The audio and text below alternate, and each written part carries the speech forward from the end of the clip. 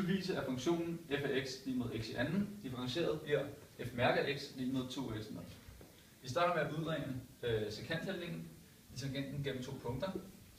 P x0, x0 i anden, og q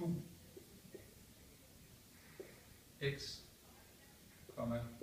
x i anden. Måden man udregner sekanthandlingen på, det gør man ved hjælp af denne formel.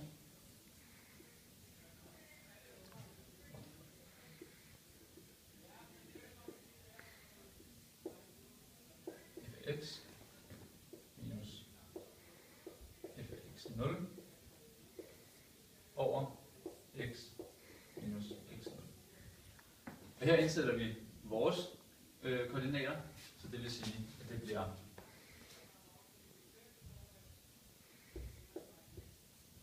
x i anden minus x0 i anden og over x minus x0.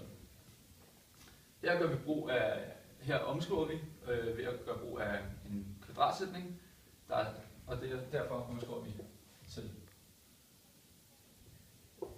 x minus x0 gange x minus x0 plus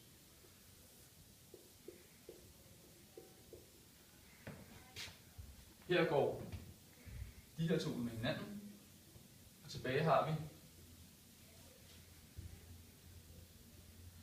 x plus x0.